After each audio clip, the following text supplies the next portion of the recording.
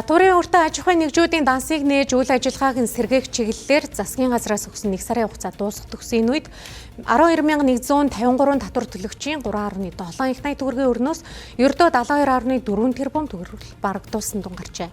Энэ нь бизнесүүдийн төлбөрийн чадвар бодтойгоор мууцсныг харуулахаас гадна татварын өрийг зөвхөн данс царцаах шахалтын аргаар шийдэх боломж хязгаарлагдмал усныг нотолж байна. За нөгөө талдаа засгийн газрын хэрэгжүүлсэн амьсгаа авах хугацаа эдийн засаг тодорхой хэмжээнд эрэг тохиох үсэдэж үлдсэн хэмжээний үрийг хэрхэн барагдуулах бодит шийдэл одоо хүртэл тодорхойгүй хэврэнэ.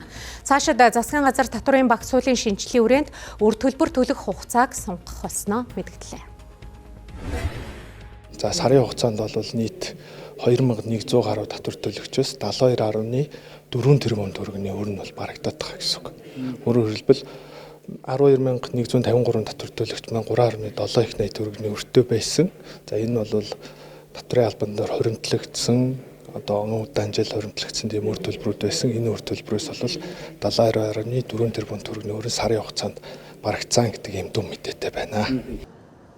За ихэвчлэн худалдаа үйлчлэгээний салбарын хоримтлагдсан татварын үр төлбөрүүдэд барагдуулж байгаа бол их хэмжээний өртөө уулуурхайн салбарын аж ахуйн нэгжүүд болоод тэдний туслан гүйцэтгэгч компаниудын хувьд данс нэгэдэж дөрвтэй өөрчлөлт гараагүй байна. За үндсэндээ татварын үр төлбөрүүдийн дийлэнх хувийг нэмэн өртгийн албан татвар эзэлж байгаа юм.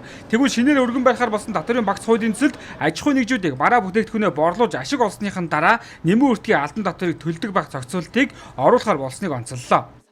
Аж ахуйн нэгжүүд дээр одоо шинээр өргөн барьсан татварын өөрчлөлтөн дээр нөөц төлөх хугацааг 2 сараар хойшлуулж өгч байгаа. Энэ нь бол агуулгын юу гэхээр зэрэг үйлдвэрлэл үйлчлэгээ бүрэн явуулах худалдаа намыгаа ихсний дараа орлогоо олсныхаа дараа татвараа төлдөг бай. Энэ импортлагч компаниуд дээр бүр илүү мэдрэгдэв. Одоо аж ахуйн нэгжүүд маань импортоор оруулж ирж байгаа бараа бүтээгдэхүүнээ гайл дээр гайлын татвар болон санаа судалдаа авсан өртгийнхээ хэмжээгээр нэмэгдсэн өртгийн албан татварыг бараа үйлчлэгээ худалдан борлуулж үзүүлэхээс өмнө төлж байгаа.